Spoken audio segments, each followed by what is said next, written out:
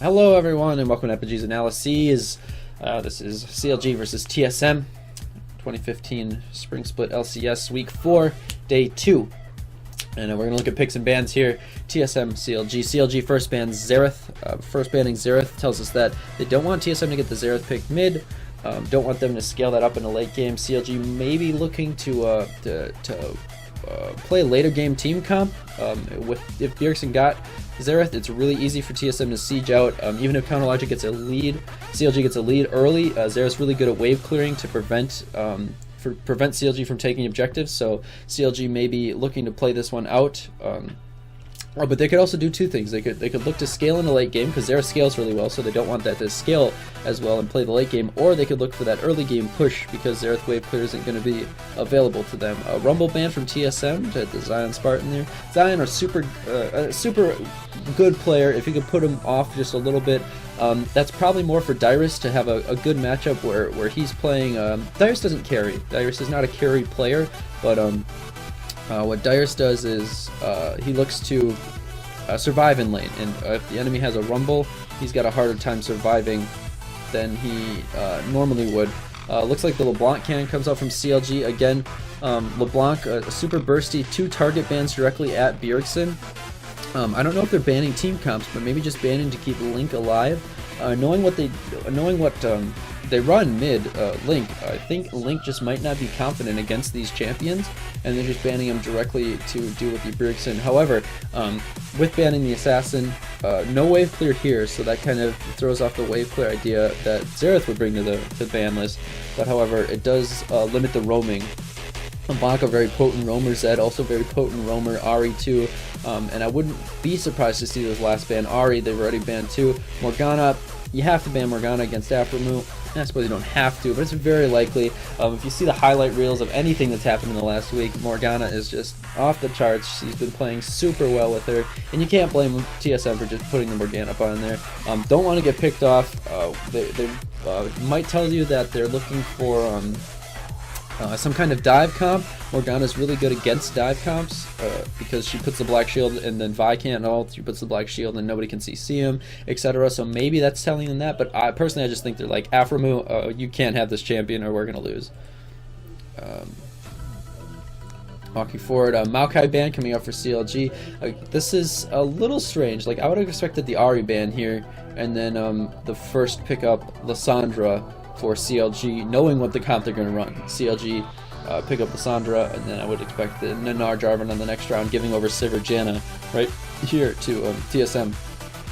I don't know, I don't remember if that's actually what happens, but the Maokai ban against the Dyrus, I think CLG just doesn't want to run it. They want to run something else. The Maokai, to be honest, just doesn't make sense to me. I don't know what they were trying to ban there, or what the goal was there. A Janna ban would be fine. Ahri ban I think would be superb. That would be like the dream right there. Sivir ban would also be okay. Rengar ban even maybe, but you already have 2 picks at Bjergsen. Maybe a Zed ban would have been fine, but they decided to go with that one. Jumping forward, Nidalee ban. That's kind of for the jungle. I don't know if Xmithy, I haven't seen him play Nidalee yet, but if he does, Nidalee is super annoying in the jungle. It's also a flex pick because you can play Nidalee jungle or mid. I think Link played Nidalee mid, so that might be a target ban at him. However, long range poke champion.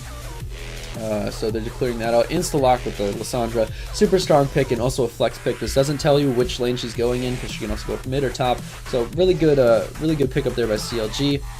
We see what then here. However, Lissandra does tell you one thing about CLG. They want to do like this divey kind of all-in fight. They want to look for the team fight where Lissandra goes in, gets an ult off, followed up with some AoE. That's really how Lissandra comps work. TSM is going to look for a little bit of disengage here. If they know, if they play this out correctly. No disengage picked up right away. Interesting that the Ahri is so prioritized. She is very strong, so I don't fault them on this pick. However, this Jarvan pick, I'm not sure why they prioritize that. I would have prioritized since Morgana's banned. Although remember, if you're giving over Lissandra, if you're not going to ban that out, you're giving over Lissandra. Why not ban something you don't want to play. Ban a Gnar, ban a Jarvan. I'm not really playing Jarvan, but you know, ban something like that, and then pick up the Morgana for themselves, because Morgana deals really well with Lissandra. As soon as Lissandra goes in, you throw the shield on your carry, and they're free to burn her down before she can burn them down. Works out really, really well. However, they do pick up Ahri and J4. That looks very pick comp oriented. They're looking for picks. They want to snipe off a member of CLG, and then go from there. CLG now looking to play champions maybe with higher mobility to escape the potential picks that are coming out. No, ignore that. But right here, this is the dive comp I was talking about. I mean, not Janna. I thought, man, I hate this Janna pick. I'll tell you why in a second, but hold on. The Lissandra Vi, super potent at diving, really good at going deep and getting a lot of damage done.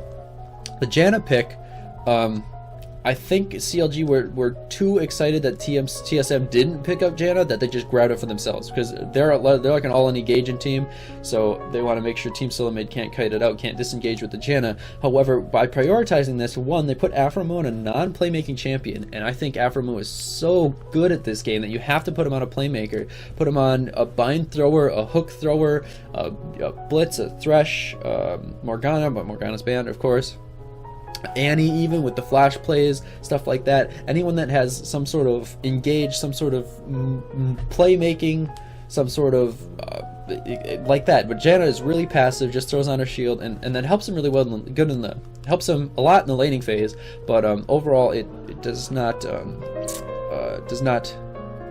pay off in the same way I think Aphromoo can pay off for his team. However, what I would have liked to see is the Sivir pick. I don't know why they didn't just grab Sivir right here. Obviously, you want to hold your mid/top laner for last, so this Lissandra pick remains ambiguous. However, picking up the Sivir here would mean TSM doesn't get it. And while the disengage from this is good, the engage from CLG right here is strong enough to get past the Janna. Vi ulti, Lissandra E ulti. You can't knock her out of the E until she takes it, actually, which is almost impossible, so that she doesn't get her ult off. So you want to take the Sivir away so she can't spell shield. She can't spell shield those things. And I wish they would have. I wish CLG would have picked that up. They do decide on the Sion top. That explains the Rumble. Rumble does really well against Sion. Even the Nidalee would do okay against Sion. However, Sion's a terrible split pusher, so we know that this team's going to be all in. If CLG could pick up someone who split pushes really well, Lissandra does it okay, and you see Lissandra fight Bjergsen bot lane, or not Bjergsen, sorry, Darius bot lane on Sion at one point and actually come out ahead. But if CLG could pick up a split pusher, they're going to have really nobody that can deal with it unless Ahri gets fed out of her mind, which Bjergsen, you know, maybe you can do it, maybe you can. However, we're going to look. The Sivir pick, like I said, Sivir very potent against this dive comp, very good spell shield disengage with her ulti. They didn't get Janna because CLG stole Janna. However, I would want this swap if I was CLG. Give Aphromoo a playmaking support and take Sivir away from TSM. Even if they picked up Janna right here, and it's weird that they saved their support pick for last, by the way, but even if they pick up Janna here, it's fine. By the way, the reason that TSM grabbed Sivir is so that CLG didn't get Sivir. Because if CLG gets Sivir and Janna, this team comp is very broken, including the Gnar they're going to pick up here in a second here.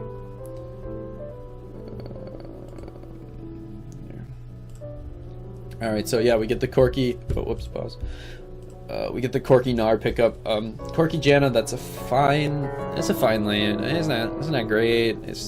You can win lane. Janna's a pretty good laner, but again, this isn't a very good 2v1 lane. CLG wants to 2v2 because Janna isn't gonna put out the same threat that an Annie would, that a Thresh would, that a Blitz would in a 2v1. Like the enemy top laner can walk up and just take a couple autos from Janna, and that's really all she has to trade back into it. And then right here is the last pick of the game with TSM Lustboy playing the Annie, and yeah, I think he locks in the Annie, right? Yeah, he certainly does.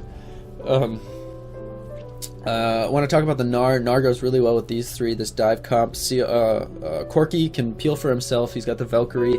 He's got decent range, long range poke with his ulti, but this isn't really a poke comp. This is an all-in comp against this decent disengage e-comp.